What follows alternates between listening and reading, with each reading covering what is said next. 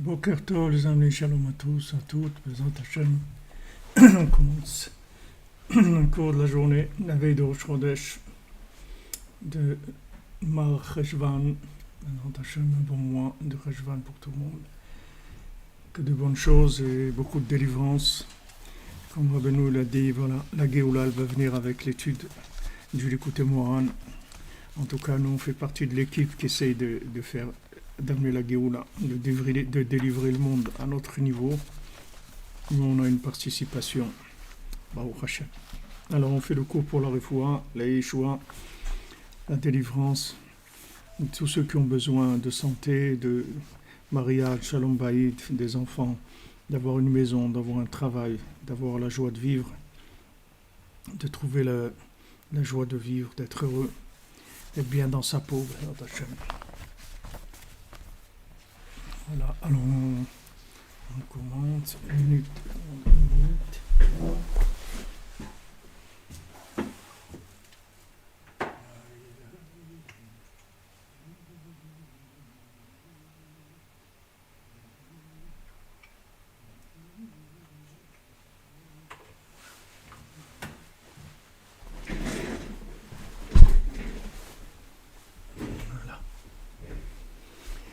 Donc on continue sur notre étude sur la Torah 54. Et donc ce qu'on a vu hier, c'est que en fait le Yetzer Hara, ce qu'il cherche, c'est tout le temps le moment où on doit prendre des décisions. C'est là où il va essayer de faire rentrer la chose dont il a prévu. C'est-à-dire, il va essayer de faire un chemin qui ressemble à la vérité, c'est-à-dire quelque chose qui ressemble à une ouverture, à une réussite quelconque, essayer de nous détourner au moment où on doit faire un choix ou prendre une décision. Donc c'est là où il se trouve. Donc dans le monde en général, donc il va s'attaquer aux gens qui sont des décisionnaires dans les nations, et aussi dans la Torah, les gens qui sont des décisionnaires, c'est-à-dire qui sont les poskim de la halakha, les gens qui tranchent la halakha. Et chacun individuellement, dans toutes les décisions que chacun doit prendre dans sa vie, c'est là où il va essayer de se glisser pour essayer de détourner le but de la chose. Alors,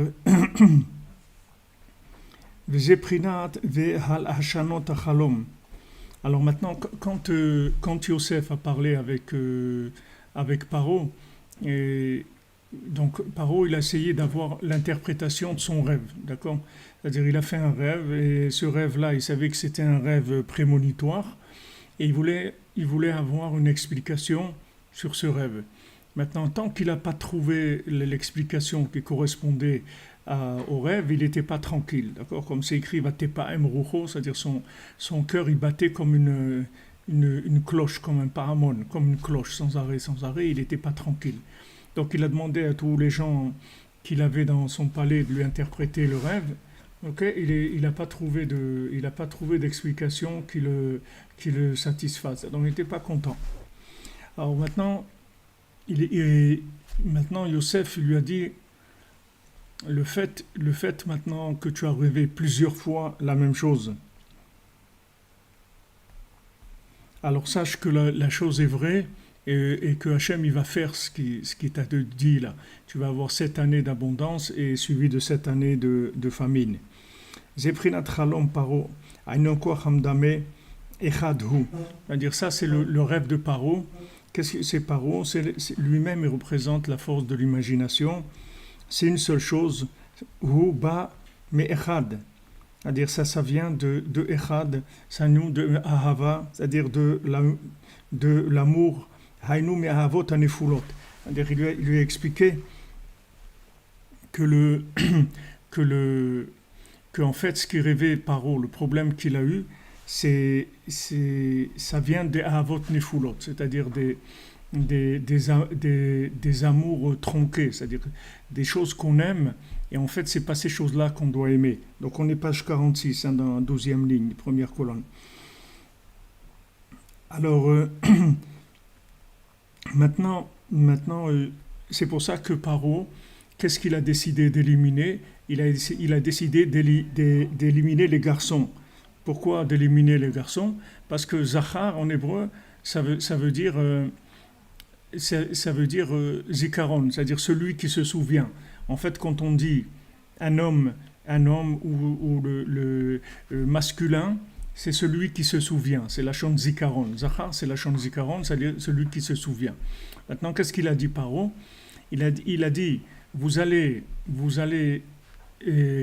faire disparaître tous les garçons qui naissent, et les filles techayoun, c'est-à-dire vous allez développer le côté des filles, parce que normalement, si vous voulez seulement éliminer les garçons, Nissim veniflaot, Baruch Hashem, content de te voir. Je voulais t'appeler cet après-midi, mais je préfère que tu sois là. Baruch Hashem. Le fait, normalement, si la Torah elle voulait nous dire que le fait qu'il voulait éliminer la mémoire de l'autre monde, c'est-à-dire en éliminant les garçons, Paro. Donc il aurait dit, voilà, alors kol zachar bayor tishlechon, tout garçon vous l'enverrez vous le jeterez dans le fleuve. Mais il a dit ve'abat techayun, c'est-à-dire toutes les filles. Vous allez, techayoun, on peut dire, vous allez les laisser vivre, mais ça veut dire vous allez leur donner de la vitalité. C'est-à-dire les filles, vous allez leur donner de la vitalité. C'est-à-dire que vous allez augmenter au maximum le côté féminin. Alors le côté féminin, c'est bat, c'est-à-dire les filles. Filles, ça veut dire bat, comme on dit bataïn, c'est-à-dire la pupille de l'œil, c'est-à-dire c'est la représentation de l'image. C'est-à-dire que maintenant, l'homme, il a la mémoire de l'autre monde, et la femme, elle a la projection de l'image dans ce monde. C'est comme un appareil photo, si vous voulez. C'est-à-dire que l'homme, il prend la photo de là où il la prend, c'est-à-dire il doit prendre la photo dans l'autre monde, et à l'écran, ça s'affiche dans le côté féminin. C'est-à-dire le côté féminin, c'est le côté qui va développer, qui va montrer l'apparence de la vie. Alors maintenant, si on coupe l'alimentation masculine, donc le côté féminin, il est perdu, c'est-à-dire il n'a plus de repère de l'autre monde, il n'a pas de mémoire de l'autre monde. À ce moment-là, qu'est-ce qu'on fait? On lui donne de la mémoire, de la fausse mémoire, c'est-à-dire de la mémoire de ce monde, de la mémoire de consommation, de beauté, de tout ce qu'on peut refiler à quelqu'un qui est en recherche de vitalité dans ce monde. Alors on lui refile ce qu'il y a dans ce monde. Donc c'est ce qu'il a dit Paro, il a dit, d'un côté vous coupez la mémoire de l'autre monde en éliminant tous les garçons, et d'un autre côté les filles, vous les accélérez, vous les développez, trouvez tout ce que vous pouvez pour essayer d'alimenter au maximum le côté féminin par de l'imagination de choses de ce monde. Donc il travaillait sur les deux côtés en même temps.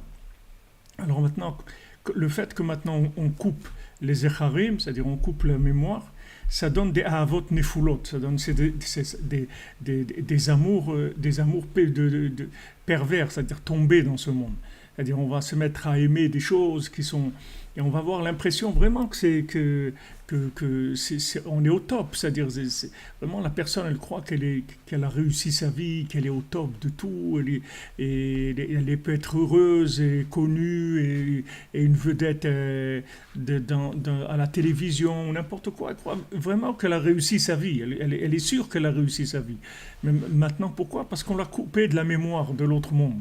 C'est-à-dire qu'à aucun moment, il peut se souvenir qu'il y a un autre monde. Il peut réaliser qu'il y a un autre monde. Alors, Paro, c'est son travail. C'est comme ça qui rend les gens esclaves. Parce que quand ils ont commencé à revendiquer, ils ont commencé à faire les gilets jaunes en Égypte, ils ont fait les gilets jaunes, ils ont commencé à dire ouais, les trucs et tout, et on n'est pas d'accord, etc. Et du coup, là, s'ils disent qu'ils ne sont pas d'accord, là, c'est un problème. Ils n'ont jamais dit ça avant. Comment ça se fait que maintenant ils disent ça? Ça veut dire qu'il y a eu de la mémoire qui s'est infiltrée là. Il y a de la mémoire qui s'est infiltrée dans le système. Comment monsieur, maintenant, madame commence à se révolter, à revendiquer, mais il y a quelque chose qui ne va pas là. Ça ne marche plus. C'est-à-dire on est en train de perdre nos esclaves. Il faut faire quelque chose. C'est urgent, très urgent. Alors qu'est-ce qu'il fait Paro? Et Paro, il était beaucoup, beaucoup plus intelligent que tous les gens qui sont au pouvoir aujourd'hui. C'était un homme qui était extrêmement intelligent, puisqu'il a reconnu le tzaddik de la génération, il a reconnu Yosef. Donc c'était vraiment quelqu'un qui était vraiment très fort. Donc il s'est dit, si ces gens-là, ils commencent à parler Dieu, on veut servir Dieu, tout ça, alors là, il y a des fuites quelque part, il y a des fuites de mémoire. C'est-à-dire l'esclavage, il n'est pas assez fort. Donc on va couper la mémoire d'un côté, c'est-à-dire on élimine les garçons, c'est-à-dire on élimine tout ce qui peut parler de l'autre monde, et d'un autre côté, on augmente au maximum l'esclavage en leur disant que voilà, maintenant, vous allez produire vous-même les briques, on va vous augmenter le travail, vous allez travailler plus. Donc d'un côté il coupe la mémoire, d'un côté le côté féminin, le côté lunaire, il l'accélère au maximum. C'est-à-dire comment trouver, comme il m'a dit notre ami Betzalel de Ouman hier, il m'a envoyé un petit message par rapport au cours d'hier, et il m'a dit qu'est-ce qu'il essaye de faire en fait Paro, c'est qu'il essaye de créer de la fausse spiritualité dans le temps. C'est-à-dire il essaye de créer de la spiritualité dans le temps. Alors que normalement, dans le temps, il n'y a pas de spiritualité.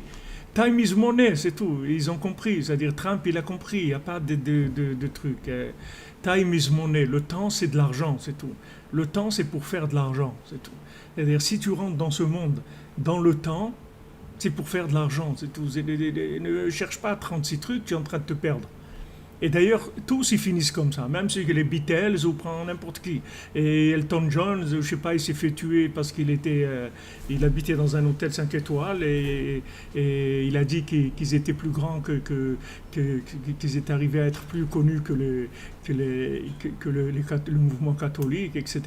Donc il s'est fait descendre. Les gens ils disent mais attends, il nous prend un. Ah, c'est John Lennon. Ah non, c'est vrai, Elton John c'est pas la même chose. Elton John c'est une autre voie de garage. C'est John Lennon, ouais. C'est-à-dire lui, c'est-à-dire les gens ils disent quoi? Vous nous racontez de la spiritualité. Et le but et la conclusion de votre spiritualité, c'est que je vois que tu vis dans un hôtel 5 étoiles. Et non, attends, mais là, il y a une combine, il y a un truc que je n'ai pas compris là. Tu me parles d'humain, on est des frères, on s'aime, un truc, etc. On est tous ensemble et tout. Et maintenant, je vois qu'en fin de compte, tu te trouves où? Tu te trouves dans un hôtel 5 étoiles, mon ami. Alors là, il y a un problème, il y a un truc que je ne comprends pas. Il y a un truc parce que Qu'est-ce qu'il fait Paro? Il fabrique de la spiritualité dans le temps. C'est-à-dire il fabrique de la consommation raffinée, du raffinement de consommation. Alors que si vous allez dans dans des, par exemple, chez des indigènes ou des pays qui sont plus en retard, vous allez voir, c'est du brut de consommation, c'est tout. Le manger, c'est le manger, c'est tout. Il n'y a pas de... Rafraikin, à la Vachalom, quand j'étais chez lui le Shabbat où mon fils, le grand est né, c'était Shabbat, et donc on lui a fait la Brit Mila le Shabbat. Et comme à Aix-les-Bains, on ne pouvait pas porter, donc quand il y avait une Brit Mila le Shabbat, on était obligé d'être à la yeshiva. La yeshiva, c'est une yeshiva d'élèves, donc il n'y a pas une famille. Donc c'était comme ça qu'on passait le Shabbat chez le Rafraikin, celui qui avait une Brit Mila le Shabbat. Alors, alors c'est un grand rave, un tzaddik et tout, mais c'est un paysan, c'est-à-dire c'était un homme très très simple, très dans sa façon d'être. Il n'y avait aucune fioriture, aucun mensonge, aucun déguisement, il y a rien, il y avait rien en plus, rien en plus. Alors je me souviens que le vendredi soir, alors quand sa femme allait à Shalom, elle nous a servi à manger. Alors elle a dit, je ne sais pas comment elle l'appelait, Chaye, mais regarde, j'ai fait des œufs mimosa. Elle avait fait des œufs mimosa, ça, des trucs comme cela avec de la mayonnaise. Là. Elle dit, j'ai fait des œufs mimosa. Alors lui, il lui répond, il dit, tu manges ton manger, et puis c'est tout.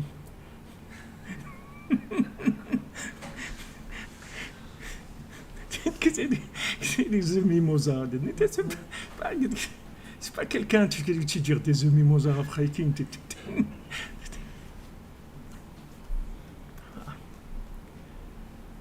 Alors il y avait un élève, il avait une photo des Beatles dans la porte de son armoire. Là. Et quand tu ouvrais l'armoire, à l'intérieur, il y avait un poster des Beatles. Alors il est rentré et quand il a vu le Rav Reikin, il a vu ça. Il dit quoi? Tu mets des photos des filles ici à la yeshiva? Il dit non, c'est pas des filles, c'est des gars. Parce qu'ils n'avaient pas l'habitude de voir des cheveux longs. Il dit non, c'est des garçons et tout. Il dit c'est les Beatles. Il dit Beatles, Batel, Batlam, Beatle, Batel, c'est des gens de Batel, ils font rien, c'est des gens qui font rien du tout. Il dit tout de suite, tu n'avais pas besoin de lui raconter beaucoup de choses dans le nom, tout de suite, il avait attrapé le message. Et Rabbeinu dit que Paro, c'est Kohar Batel, c'est-à-dire c'est Beatles de l'époque. Paro, c'est le Beatles de l'époque. Let it be, mais il a déjà chanté Paro, Let it be. C'est pas nouveau, il n'y a rien de nouveau là-dedans. Il n'y a rien de nouveau. C'est-à-dire, c'est un Kohar Batel. Un Kohar Batel, ça veut dire c'est une force qui est d'inertie. C'est-à-dire, il y a de l'inertie. C'est l'inertie. C'est-à-dire, du moment où il n'y a pas de connexion avec l'autre monde, alors la personne elle se trouve en force d'inertie. Donc elle va se faire attraper par toutes sortes de messages de ce monde, toutes sortes de choses qui vont...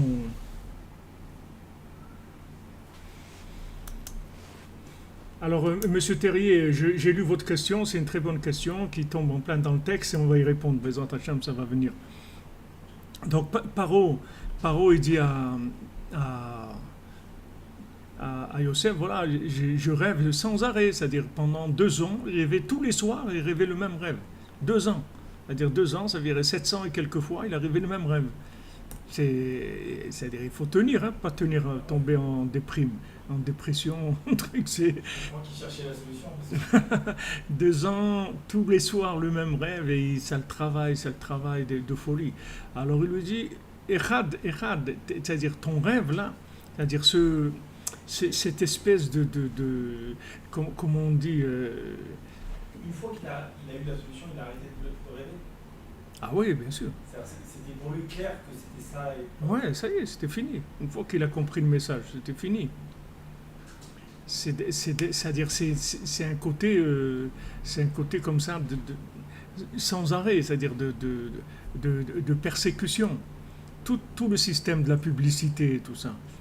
Comment ça fonctionne? C'est-à-dire que maintenant, comment quelqu'un, il arrive à te faire acheter quelque chose avec la publicité? Maintenant, cette chose-là, où tu n'en as pas besoin, où tu peux acheter n'importe quoi. C'est pas, je veux dire, tu n'as pas besoin d'acheter ce dentifrice ou cette paire de lunettes ou ces chaussettes ou je ne sais pas. Comment ça fonctionne la publicité? Ça fonctionne par du harcèlement. C'est du harcèlement sur des gens qui sont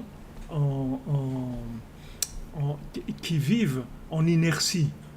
Donc ils harcèlent les gens sans arrêt, sans arrêt, sans arrêt. Et comme le bonhomme, il n'est pas connecté à une source de renouvellement qui vient de l'autre monde, donc il craque. Il ne peut pas tenir. Il ne peut pas résister. Ou la seule chose qui le fait résister, c'est qu'il n'a pas d'argent, c'est tout. Ou qu'il ne peut pas aller là-bas, c'est tout. Et des fois, il peut même aller voler pour acheter cette chose-là, parce qu'on l'a tellement harcelé qu'il est même sorti des limites qui sont acceptables. S'il n'avait pas peur d'aller en prison, le gars, il serait passé au vol directement. Donc cet harcèlement, l'harcèlement, c'est le côté répétitif qu'il y a dans le vide, dans l'inertie, c'est-à-dire le côté de ce monde. Et savent, Paro, toutes ces forces-là négatives, comment elles agissent? Elles répètent sans arrêt, elles attaquent sans arrêt, sans arrêt. Ils répètent la même chose, la même chose, la même chose, la même chose. Mais comme les gens, ils sont en inertie, ils n'ont pas de force pour lutter contre ça. Ils ne peuvent pas lutter contre ça. Ils n'ont pas. Pour lutter contre ça, il faut que tu te renouvelles. Il faut que tu trouves une source de renouvellement qui ait une connexion à un autre monde. Mais tant que tu es connecté avec ce monde, tu ne peux rien faire du tout. Tu ne peux rien faire. Tu es un kohar batel, c'est-à-dire que tu es dans une force d'inertie. C'est de l'inertie. Et tous ces grands mouvements-là, des Beatles, ou des grands trucs musicaux qui sont venus dans le monde, ils sont venus dans des moments où le monde il était dans de l'inertie. Les gens étaient dans de l'inertie, très forte inertie. Et ça remuait les gens, ça les a bougés.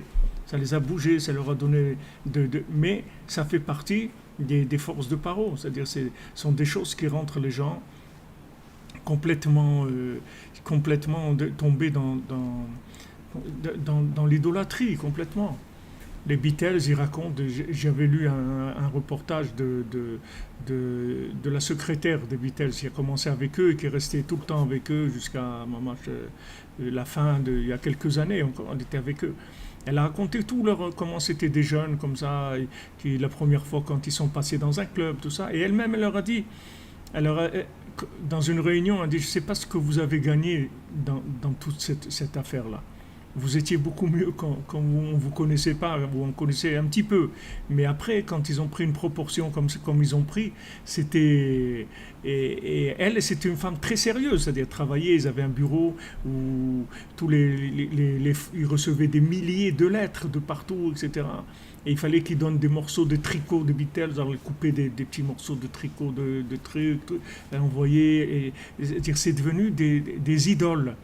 Mais ces idoles-là, c'est le côté percussion, c'est-à-dire c'est le côté du rythme qui percute sans arrêt, c'est du harcèlement. Ce harcèlement-là, quand les gens ils sont dans l'inertie, ça marche. Ça marche. Quand vous avez aujourd'hui la musique, bam, bam, bam, bam, bam, tac, ça tape sans arrêt, comme ça. Sans arrêt, sans arrêt, sans arrêt. C'est que taper sans arrêt. Allez, encore. Il y a même plus de mélodie. Ils sont arrivés à l'essence même de la musique du temps, qui est en fait que de la rythmique, puisque la rythmique c'est une rythmique du temps, c'est-à-dire c'est le rythme, c'est le côté du temps, la gestion du temps. Donc on est arrivé à ce que la musique, en fait, il n'y a même plus besoin de mélodie, il faut juste taper, c'est tout. Tac, tac, tac, avec de la basse qui accompagne un petit peu. Non, c'est comme les idéologies, le communisme et tout ça aussi, ça tape, et ça modèle les gens. Ouais. Oui, mais ils fonctionnent par ça, ils fonctionnent par la méthode d'harcèlement. Et l'harcèlement, tu ne peux pas résister si tu n'as pas une source d'alimentation qui te met au-dessus de ça. Tu ne peux pas tenir, tu es obligé d'aller. Sinon, tu vas tenir, même dans le vêtement. C'est-à-dire que si maintenant ils font un harcèlement dans la mode, tu es obligé d'aller acheter ça parce que tu vas être un Américain à Paris, tu vas te sentir comme un singe dans le monde. Tu n'as plus de place, tu n'as plus de trucs, tu n'as plus rien. Ils travaillent qu'un harcèlement publicitaire.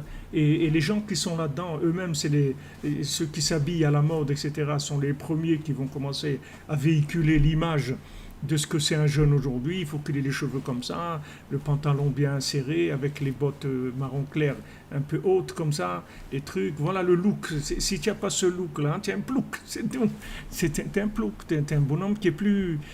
C'est du harcèlement, tout simplement. C'est du harcèlement parce qu'il travaille sur le temps.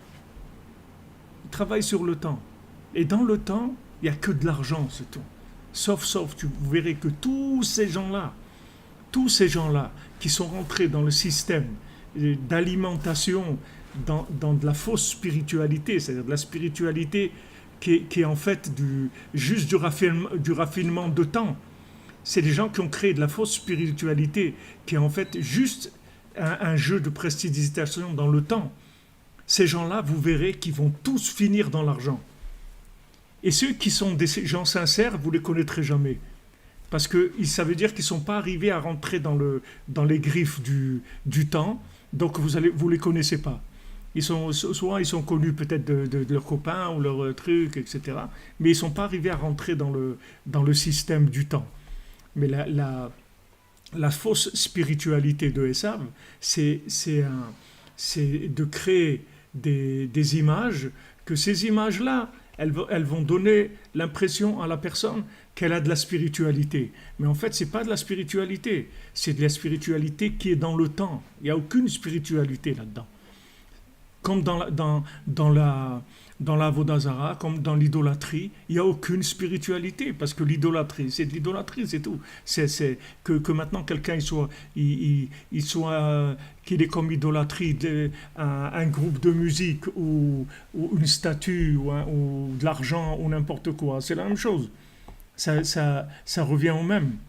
D'ailleurs, c'est ce qui s'est passé dans Bereshit, dans la paracha, vous voyez, dans Bereshit, quand l'homme il a commencé un petit peu à s'installer, alors un petit peu à connaître le monde, etc., à développer un petit peu. Et alors c'est écrit dans la Torah que à ce moment-là, ils ont commencé à appeler les choses par le nom d'Hachem. Ils ont commencé à appeler les choses par le nom d'Hachem. Et Rashi, il explique là-bas, c'est le début de l'idolâtrie. Ils ont commencé à rendre ce monde-là une finalité en soi. C'est-à-dire qu'ils ont commencé à adorer les choses de la création. Alors que les choses de la création, elles étaient juste des intermédiaires, c'est-à-dire de connexion, des choses à élever, des choses qui allaient faire grandir l'esprit, etc. Non, c'est là où commençait l'idolâtrie. C'est-à-dire ils ont commencé à appeler les choses par le nom d'Hachem. Ils ont dit ça, c'est Dieu. Ça, c'est Dieu, c'est mon Dieu, ça. C'est-à-dire j'adore cette chose-là. Ils ont commencé à adorer la matière. C'est-à-dire des choses de ce monde, la nourriture, toutes les choses de ce monde, ils ont commencé à en faire des cultes. C'est le début du monde, c'est pas, je veux dire, il n'y a rien de nouveau là-dedans. Ce qu'on est en train de vivre, il n'y a rien de nouveau, c'est la même chose, ça change de langage, mais c'est la même chose, le principe c'est le même.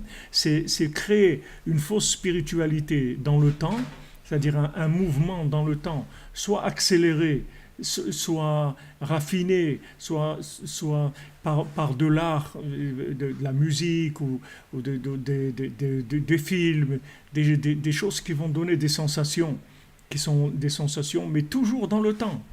C'est des sensations dans le temps. C'est de la musique du temps. C'est pas de la musique d'au-dessus du temps. La musique d'au-dessus du temps, c'est la musique des Lévi'im.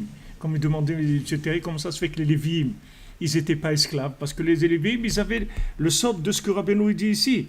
C'est-à-dire que la simcha, la main qui joue dans l'instrument de musique, elle fait le tri entre les notes et elle va prendre les notes qui connectent à l'autre monde. Donc les Lévi'im, quand tu rentrais, tu entendais un chant des Lévi'im, ils te sortaient complètement de ce monde. C'est comme ça que ça marchait le sacrifice que tu amenais. C'est-à-dire maintenant tu sentais que tu avais fauté. C'est-à-dire fauté, ça veut dire que c'était, comme Rabbeinu dit, tu es descendu dans des amours d'animaux, c'est-à-dire tu as commencé à aimer des choses qui sont pour les animaux, les massés. Alors maintenant tu amènes un animal là-bas et avant de commencer à faire le sacrifice de l'animal, d'abord le Lévi il va chanter. Et toi, tu vas reconnaître ta faute et tu vas dire ta faute. Et le Lévi, il va chanter. Et quand le Lévi chante, tout de suite, la personne, elle se mettait à pleurer. Tout de suite, elle se mettait à pleurer et à regretter le comportement animal qu'elle avait eu. Et ensuite, on faisait le sacrifice. Et il y avait les choses qui se remettaient à leur place. C'est-à-dire que maintenant, l'animal, il donnait du plaisir à Hachem. Pourquoi ? Parce que maintenant, on a réparé. C'est-à-dire, on a pris la chose qui était complètement en bas et qui nous a fait tomber. Et on a reconnu qu'on s'est trompé. dans notre façon de considérer cette chose-là. C'est-à-dire, au lieu de la considérer comme un moyen de connexion, on l'a considérée comme un moyen de plaisir. Donc on s'est comporté comme un animal. On amène cet animal, et cet animal même, il va donner du plaisir à Hachem. C'est-à-dire que quand Hachem il va sentir l'odeur de cet animal, et le travail qui a été fait sur cet animal, il va servir de recyclage de l'intention qu'il y avait au début pour en faire hommage de la Vodat Hachem. C'est-à-dire, au lieu d'avoir fait ça, d'avoir procuré ce plaisir à Hachem par notre service, notre prière, nos mitzvot, nos bonnes actions, alors on est tombé et maintenant on est remonté, et là Hachem il a un plaisir de ça. Mais le Lévi il déclenchait tout le principe de la tchouva avec le nigun, avec le chant. Mais c'est pas la chanson, c'est pas ce qu'on entend aujourd'hui. Ça n'a rien à voir. Ces musiques-là, ça n'a rien à voir. Il n'y a aucune trace de ça. Il y a beaucoup de gens qui inventent, voilà, il a trouvé des Lévi. C'est pas la peine de chercher bien loin. C'est-à-dire que, normal, si tu entends le chant d'un Lévi, il doit tout de suite te donner envie de laisser tout le matériel et d'aller prier, d'aller pleurer devant Hachem et danser devant Hachem. Et ça y est, il n'y a plus rien de ce monde. Il n'y a plus rien qui t'intéresse dans ce monde. Ça te sort complètement de l'imagination de ce monde. Donc les Lévi'im, ils étaient libres. Ils étaient libres, c'est-à-dire qu'ils n'ont pas été dans l'esclavage parce qu'ils avaient le sort du nigun, ils avaient le chant. Alors le chant, ça fait le birour du médamé, c'est-à-dire ça fait sortir de l'imagination, ça connecte directement, c'est du live avec l'autre monde, et donc on ne pouvait pas les attraper. Il n'y a rien aucune tentation de ce monde qui pouvait rentrer dans l'addiction, dans l'esclavage. Donc c'est écrit, comme on dit, Besimcha Tetseu, dans la joie vous allez sortir de l'esclavage, c'est-à-dire la joie, ça fait sortir de l'esclavage. La joie, elle vient du nigun. Quand tu as trouvé le nigun, alors tu sors de l'esclavage. Et Paro, donc le travail, à lui, c'était le contraire. On lui laissait pas chanter. Il n'y a pas de nigun, il n'y a pas de truc, il n'y a rien. C'est-à-dire c'est du travail et encore du travail, et encore du travail. Et mamash, si vous voyez des reportages sur les gens qui travaillent dans les grosses entreprises comme Amazon et tout, vous allez voir ce que c'est l'esclavage. C'est l'esclavage moderne, c'est-à-dire c'est mamash très très dur, c'est vraiment très dur. C'est dans un autre style de présentation, mais la chose c'est toujours la même. Il n'y a pas de changement. Donc maintenant, quand Paro il coupe la communication avec l'autre monde et il développe un maximum le matraquage de messages dans la consommation. Et voilà, après il a créé des esclaves. Alors quand il y a quelqu'un qui vient, il y a un mouvement de revendication et tout, mai 68 ou des trucs où maintenant déliger les jaunes et tout, ça veut dire qu'il y a eu des fuites. C'est-à-dire le système il commence à craquer, il y a un problème dans le système. C'est-à-dire il y a des ondes qui sont passées de l'autre monde. Donc les gens ils sortent dans la rue. Attends, quelqu'un il sort dans la rue, et combien de gens ils ont été blessés ici, même des gens qui ont perdu un œil, des gens qui sont, je sais pas, il y a des trucs graves qui se sont passés. Ça veut dire qu'il y a une motivation énorme, parce que quelqu'un il va pas perdre un œil pour manifester pour un petit truc. C'est-à-dire il y a un besoin de changement énorme, il y a un besoin de liberté. Les gens ils en ont marre d'être des esclaves. Il dit mais non, pourquoi vous êtes libres, regardez nous comment on a réussi et tout, vous êtes tous libres, c'est pas vrai. Le système, il n'y a pas de liberté. Les seuls gens qui sont libres, c'est des gens qui sont connectés à l'autre monde. Ces gens-là, ils sont libres. Parce que vous ne pouvez pas les acheter. Et c'est rare. Et comme je vous ai dit, il faut prier tous les jours pour ça. Quand vous avez quelque chose, il faut prier tous les jours pour ça, pour pas qu'un jour on vienne vous acheter ce que vous avez. Parce que si on vous achète, c'est terminé. C'est-à-dire tout le côté connecté à l'autre monde, vous le perdez complètement. Normalement, un artiste, c'est ça. Normalement, un artiste, c'était quelqu'un qui connectait les gens à l'autre monde. C'est ça l'artiste. Les gens, ils allaient voir un artiste pour un petit peu oublier les soucis, les trucs, les trucs tous les jours. Vous voulez ressentir quelque chose d'autre. Mais maintenant, quand cet artiste-là, lui-même, il ne peut pas faire ce qu'il veut parce qu'il a un manager, il lui dit comment chanter, qu'est-ce qu'il faut chanter, à quelle heure il va chanter, la tournée, comment il va la faire et tout. C'est plus un artiste, c'est un producteur d'art, c'est une usine qui produit de la musique ou qui produit des films. C'est de la production, c'est tout. Donc ça y est, on a fini. Ça ne va plus m'aider cette chose-là.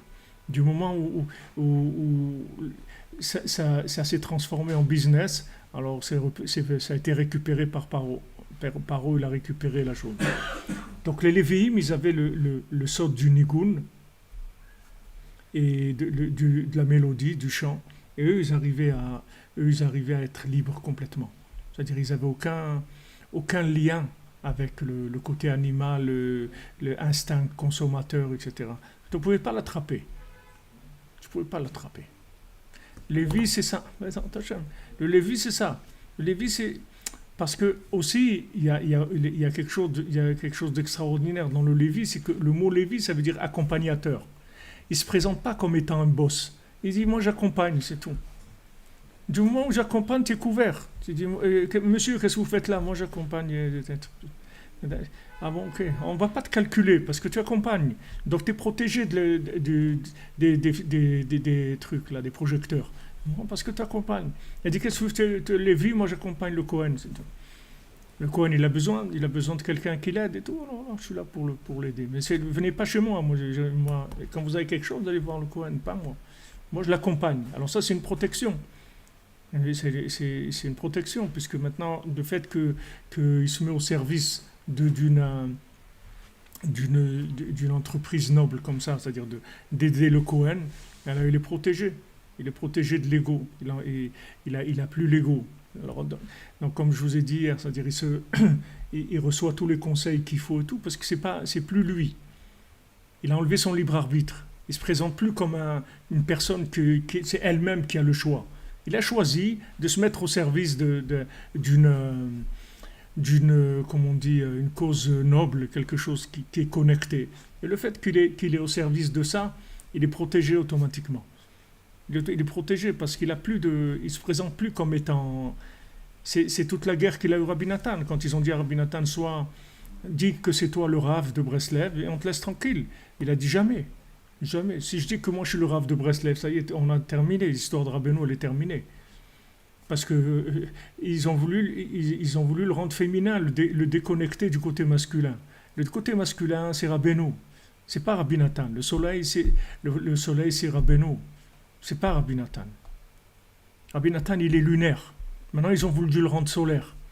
Quand ils ont voulu le rendre... leur intention, quand ils ont voulu rendre Rabbi Nathan, c'est-à-dire l'élève, ils ont voulu le rendre un maître, alors ils voulaient en fait le déconnecter de la source d'alimentation. Après, qu'est-ce qu'il s'est devenu? Il serait devenu un élève qui a pris la place d'un maître et qui a dit, voilà, maintenant c'est moi. Mais il n'a pas du tout la capacité de connecter les gens là où le Rebbe les connecte. C'est pour ça que Rabbeinu, il a laissé personne faire Rebbe après lui. Il a dit, il n'y a personne qui prendra ma place. Il n'y a personne. C'est pas parce que Rabbeinu, il ne touche pas des royalties, il n'est rien du tout. C'est qu'il est venu pour faire quelque chose et il n'y a personne d'autre qui peut le faire que lui avec ses élèves, c'est tout. Donc celui qui est d'accord d'être un élève, Baruch Haba, et celui qui ne veut pas être un élève, il n'a qu'à monter une affaire à lui, mais qu'il n'appelle pas Breslev, qu'il appelle autre chose. Parce que s'il appelle Breslev, c'est grave. Il va avoir des problèmes avec le patron. Parce que Breslev, c'est une marque déposée. Il y a un patron, il s'appelle Rabbi Nachman de Breslev.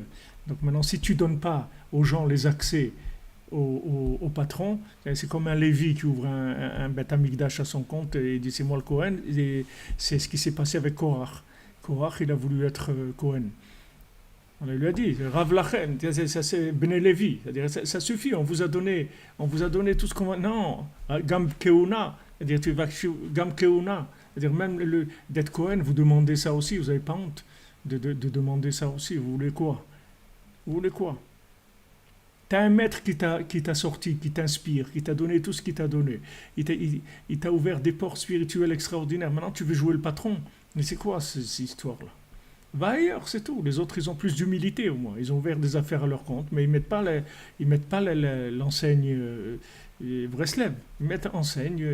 Ici, c'est Ashgacha Pratit, c'est la surveillance privée. C'est privé.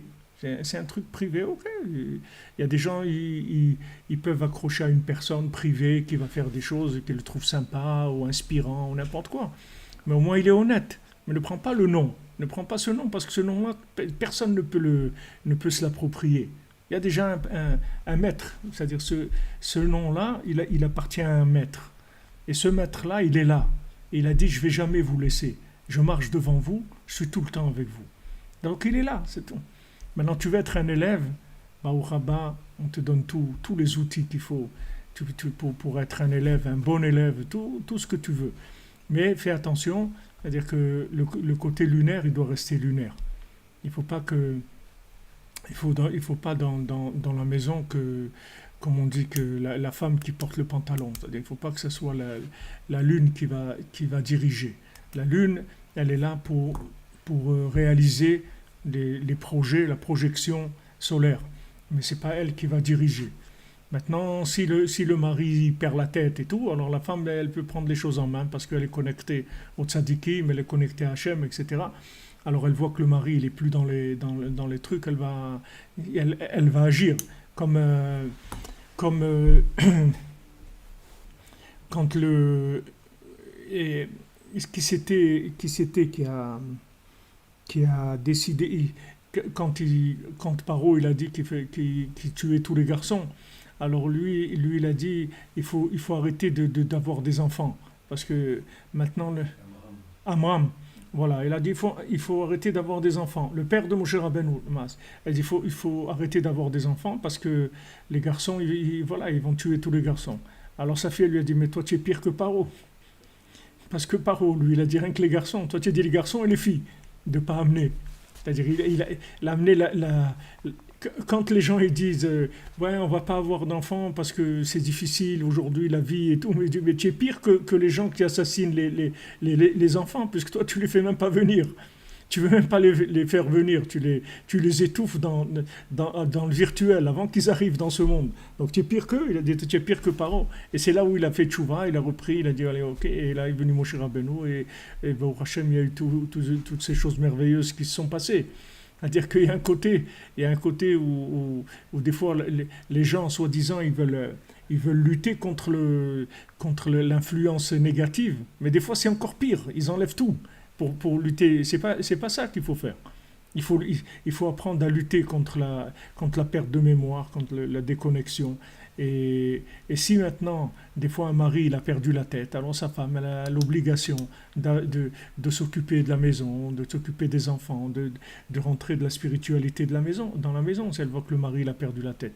Mais si le mari il tient la route, il est connecté, alors il faut travailler dans un tandem sous la structure normale. Alors c'est ce qu'il lui dit ici. Il dit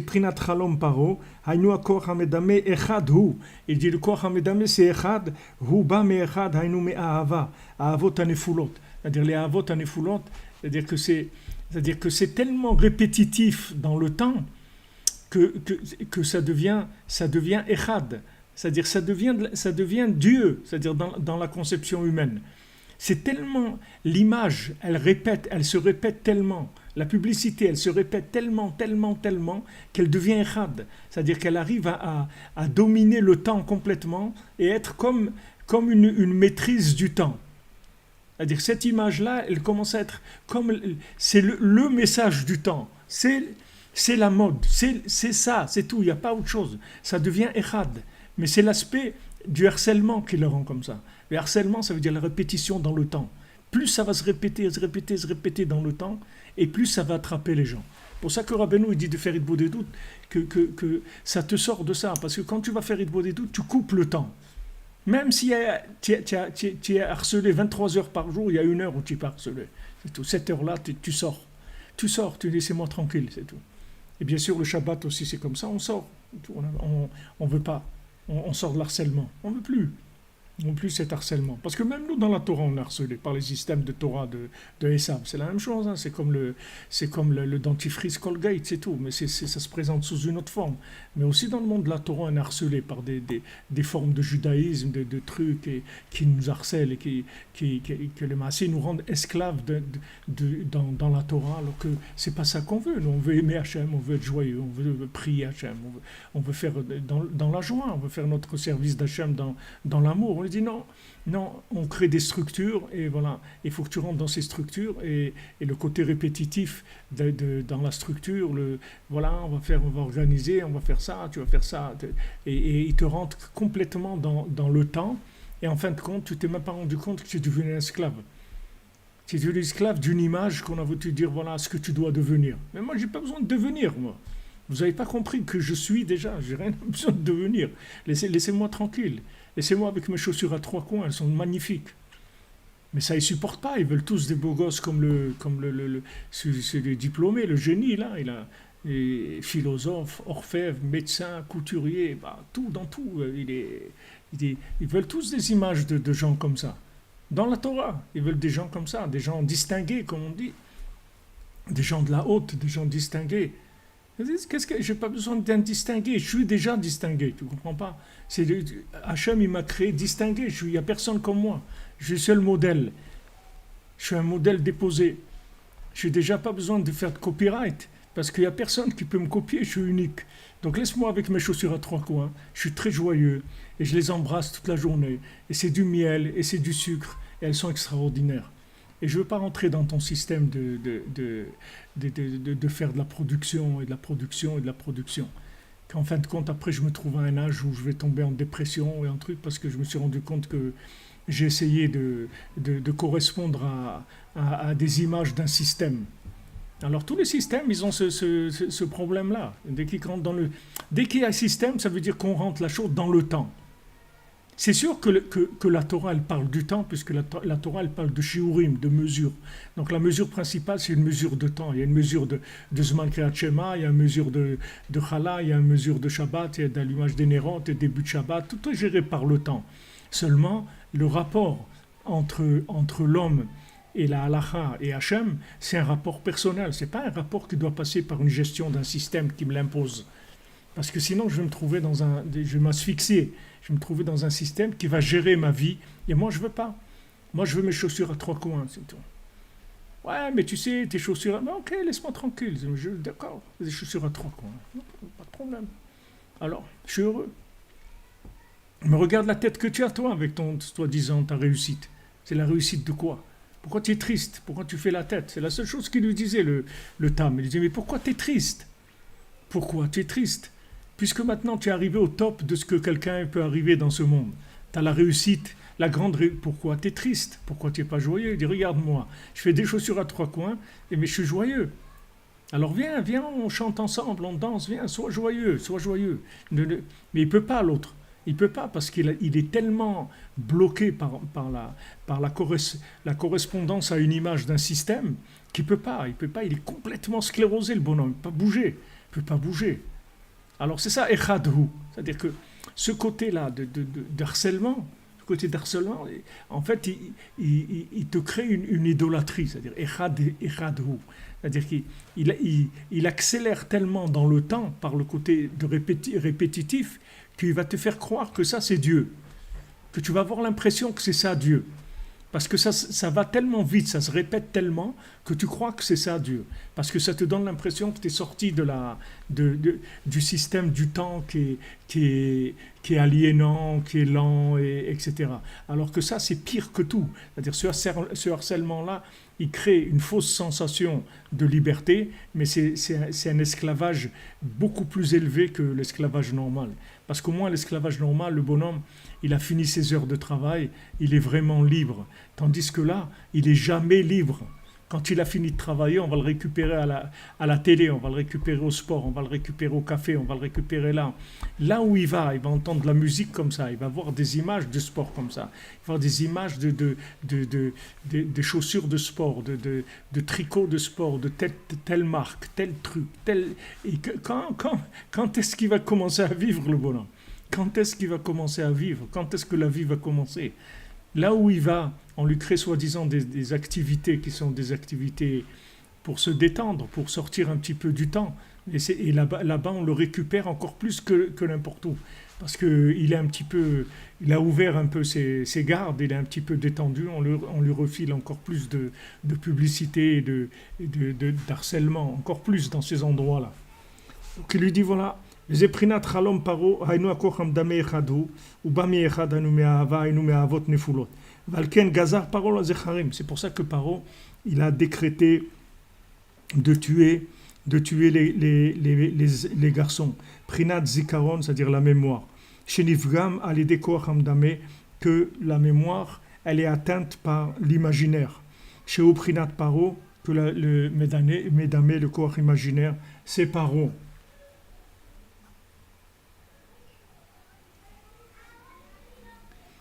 Maintenant, comment on va pouvoir dominer l'imagination, c'est-à-dire le côté négatif d'imagination, c'est par la main. La main, c'est-à-dire la joie, c'est-à-dire c'est cette main qui va aller faire un tri dans les notes de musique et qui va amener le souffle du nigun, le souffle de cette mélodie de l'autre monde. Comme c'est écrit dans Yom Tov, vous vous réjouirez là, partout où vous aurez envoyé votre main. Vous vous réjouirez de ça. C'est-à-dire que le fait que maintenant tu envoies ta main, comme la fille de Paro, elle a envoyé sa main pour aller prendre Moshe Rabbeinu dans le fleuve, c'est-à-dire qu'elle a envoyé sa main, c'est-à-dire qu'elle a été prendre le côté positif, c'est-à-dire que dans ce fleuve-là, ce fleuve même qui tuait toutes les mémoires, c'est-à-dire qui rendrait tous les gens amnésiques, ce fleuve-là qui tuait les garçons, c'est de là où elle a sorti la mémoire du monde, Moshe Rabbeinu. Elle a sorti celui qui allait représenter la mémoire éternelle dans le monde, celui qui allait amener la mémoire éternelle de façon officielle. Il allait amener la Torah, qui est la mémoire éternelle, de façon structurée. Voilà, c'est lui qui l'a amené. Comment elle l'a amené? Elle a sorti de ce même fleuve-là où il jetait les garçons. De là-bas, elle l'a sorti. Et comment elle a étendu sa main? Sa main, elle a eu un miracle, sa main a fait plusieurs mètres. Elle a cherché Moshe, elle l'a sorti. De là-bas, Moshe qui met un maï mishitiu. Pourquoi Moshe? Parce que je l'ai sorti de l'eau. Je l'ai sorti de là justement, de là où tout le monde on attaquait tous les gens dans l'obscurité, dans l'oubli. De là-bas, je l'ai sorti. Et nous tous, c'est la même chose. Hachem nous a sortis de ça. On est d'où? On est sortis du fleuve. On nous a sortis du fleuve, de l'oubli. On a été des corbanotes, des gens qui ont été sacrifiés à l'oubli avec tous les trucs, tous les plans, le nouveau monde, le truc, la musique, l'argent, l'art, les voyages, les trucs, découverte du monde, découverte des paysages, découverte des individus, des trucs, des styles de vie, des trucs. Allez, on nous embarquait dans tous les trucs qu'on pouvait. Et à un moment, le tzaddik, il tend sa main, il te sort, il te dit, allez, terminé mon ami. Terminé. Le Ben Melech Ben Shifra, le Ben Melech, il tourne comme ça, il tourne. À un moment, l'homme de la forêt, il vient et lui dit, allez, ça y est, t'as terminé, tu as payé, tu peux sortir. Allez, c'est terminé. Tu as terminé d'être un esclave, c'est fini. Tu n'es plus un fils de servante, tu es un fils de roi. Maintenant, tu vas commencer à vivre comme un fils de roi. Tu vas être libre. Tu ne vas plus être un fils de servant. Tu vas servir personne. Tu vas servir que Dieu, c'est tout. Tu ne veux plus servir personne. Tu vas servir Dieu, c'est tout. Et à travers tout ce qu'il y a dans le monde, tu vas servir Dieu. À travers ton travail, à travers ta famille, à travers ton manger, à travers tout. Tu vas servir Dieu à travers tout. Viens, tu es un homme libre. Donc cette main étendue, c'est le nigun. C'est-à-dire c'est ce nigun, ce chant-là, que ce chant, en fait, c'est le nigun, c'est la mélodie, c'est quelque chose d'extraordinaire parce que c'est la seule chose qui est pas de ce monde. Mais maintenant, là aussi, on s'est fait embrouiller parce qu'on nous a fait fabriquer des fausses chansons, de la fausse musique. Et nous, on s'est fait attraper parce que comme c'est de la musique qui vient du raffinement du temps, du raffinement de la matière, on a cru que c'était de la musique. Vraiment, on a cru, on a aimé ça et on croyait que vraiment c'était de la musique. Mais c'était pas une musique pour nous faire sortir, c'était une musique pour nous rendre encore plus d'esclaves. Puisque cette musique, elle nous amenait dans les cafés, dans les trucs, dans la consommation de façon encore plus grande. Les musicaux, le monde de la musique et tout, c'est des très grands consommateurs, très très grands consommateurs. C'est pas des gens qui sont sortis des systèmes, c'est des hyper membres du système dans un raffinement poussé à l'extrême. Mais c'est des gens qui sont dans le système. Ils te disent voilà, à quoi tu vas arriver, voilà, tu vas arriver John Lennon, si maintenant tu arrives à réussir dans la musique, eh ben un jour tu pourras vivre dans un hôtel 5 étoiles toute la journée et tu auras mangé des trucs extraordinaires. C'est pas ça que je veux. C'est pas quoi pour arriver à ça. Mais ça, je l'avais au début déjà. Quand je travaillais chez Renault, je n'ai pas besoin de venir là. Je reste tranquille. Pourquoi j'ai fait tout ça? Pour arriver à ça, mais j'ai pas besoin. Donc ils nous ont embrouillés aussi avec ça. Ils nous ont présenté de la musique. Que cette musique, c'est de la fausse musique, c'est pas de la vraie musique. La vraie musique, elle te sort de la consommation. La vraie musique, elle te sort du côté animal, du côté de chercher le plaisir. Elle te sort de ça, la vraie musique. Donc cette main-là, c'est cette main qui va chercher, puisque les mains, c'est le monde de l'action, cette main, elle va aller chercher la mélodie qui va me délivrer. La mélodie qui va me... Et Rabbeinu il dit que tous les enseignements du tzaddik, en fait, c'est qu'une mélodie. C'est avec ça qu'il te sort. Ne crois pas que Rabbeinu te sort avec les idées qu'il te donne ou les explications qu'il te donne. C'est qu'à travers ces choses-là, il y a une mélodie qui passe. Et c'est cette mélodie qui t'attrape. C'est pas ce qu'il te dit. C'est pas ce qu'il te dit. Même les plus grands Breslevers que vous aviez dans l'autre génération, ils se sont pas rapprochés à Breslev avec l'enseignement. Ils se sont rapprochés à Breslev avec la communication entre les individus. C'est pas par le texte qu'ils se sont rapprochés. Ils se sont rapprochés parce qu'ils ont senti des choses chez les gens qu'ils ont senti nulle part. C'est ça qui les a rapprochés. C'est pas les explications du texte. Parce que les explications du texte, elles peuvent te plaire ou pas te plaire. Ou si tu le prends au niveau de la compréhension, ça peut être... tu peux trouver ça intéressant ou pas intéressant. Ça dépend comment tu es construit, quelles sont tes midotes. Mais le nigun qu'il y a, le chant qu'il y a dans la Torah de Rabbeinu, c'est un chant qui n'existe nulle part. C'est un chant qui n'existe nulle part. Et quand Rabbeinu il chantait ou il dansait, si quelqu'un voyait Rabbeinu danser, il faisait tchouva à la makom. Pour vous dire qu'on ne sait pas ce que c'est la danse. Si quelqu'un voyait le Rebbe danser, quand le Rebbe dansait, si quelqu'un le voyait danser, il faisait tchouva sur place en voyant Rabbeinu danser. Parce que le chant et la danse du Likutei Moharan, ça vient d'un autre monde. Ça ne vient pas de ce monde. Ça vient d'un autre monde. C'est la seule chose qui peut te sortir. C'est ce nigoun-là. Alors ce nigoun, il se fait avec la main, comme c'est écrit Beyad Nevi'ai Adamé, comme c'est écrit dans la main des prophètes Adamé. Je vais apparaître. Mon apparition va se faire à travers la main des prophètes. Alors le prophète, comment il prophétisait? Quelqu'un il faisait de la musique, il avait ce nigoun-là, des Lévi'im, il faisait la musique, ça le connectait. Comme les gens ils cherchent dans la drogue, les gens qui prennent de l'héroïne, des trucs comme ça. Ils cherchent à des connexions, mais seulement c'est de la connexion dans un monde complètement imaginaire. Mais là, le prophète, qu'est-ce qu'il faisait avec la musique? Il rentrait en connexion avec l'autre monde. Et là, il était dans un état second. Et là, il recevait le message d'Hachem. Il recevait la parole d'Hachem. Et il commençait à chanter. וזה בחינת חלום פרעה, קוראים דמה, ידי כוחם דמה, שהוא בחינת פרעה, כנ"ל, ולהכניע כוחם דמה על ידי יד. היינו על ידי בחינת שמחה, בחינת ושמחתם וכל משלח ידיכם, זה בחינת כלי זמר שמנגנים ביד.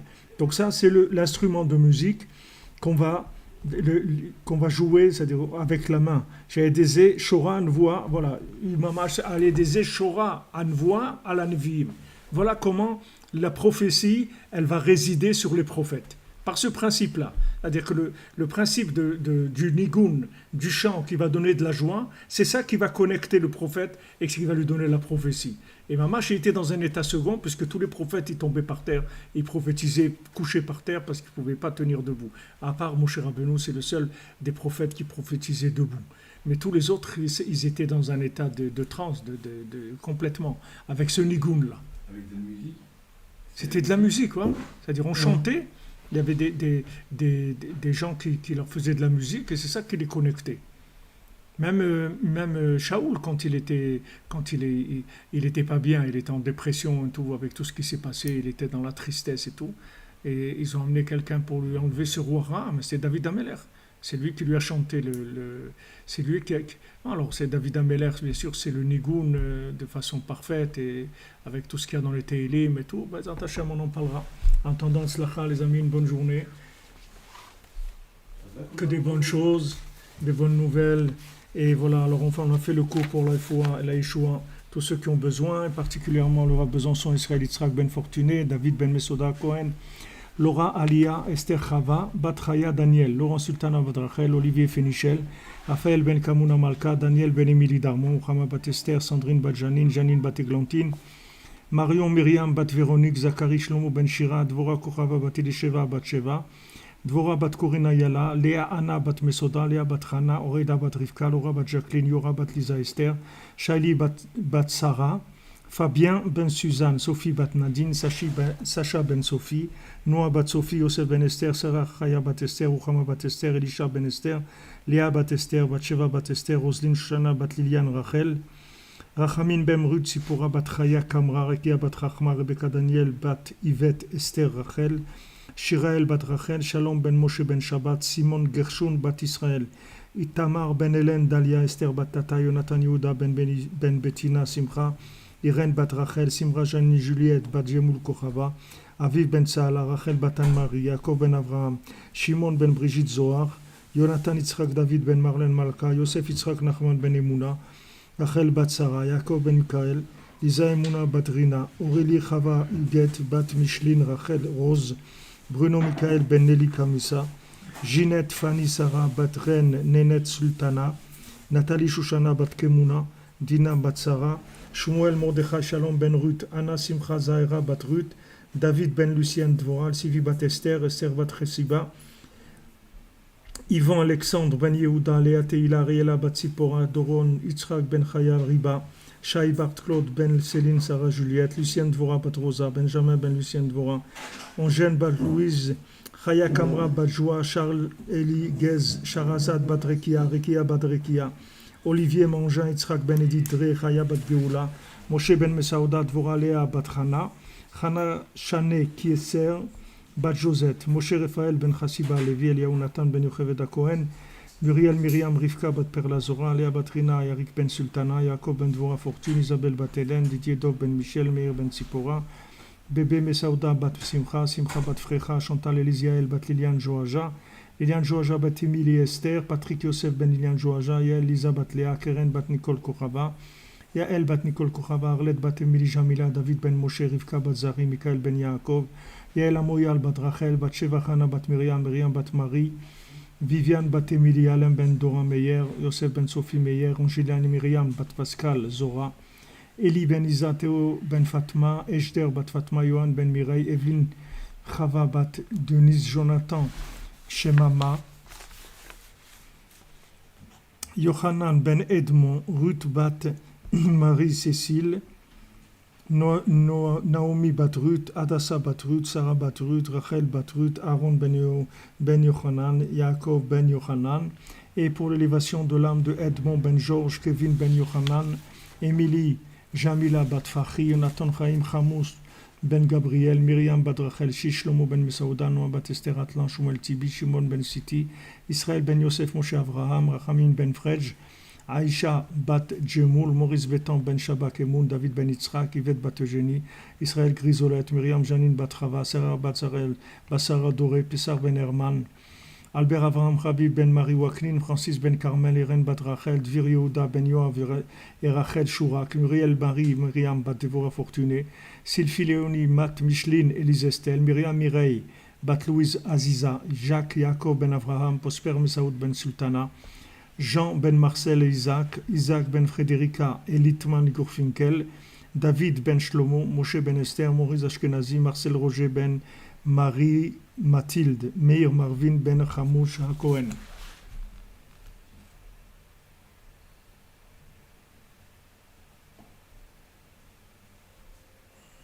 Voilà les amis, j'ai eu un petit fils pour lui faire une bracha. Comment il s'appelle?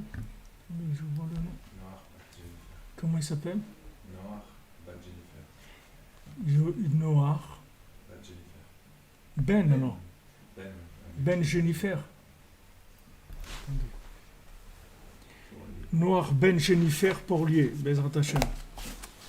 Qu'il soit un très bon garçon, qu'il soit attaché à Dieu toute sa vie, Bezrat Hashem. Que des bonnes choses, les amis, merci beaucoup. Et on se retrouve demain. Merci d'être là, merci de votre soutien, votre aide, soutien à tous les niveaux. Avec vous, on continue. Grâce à vous, on continue, les amis. Merci.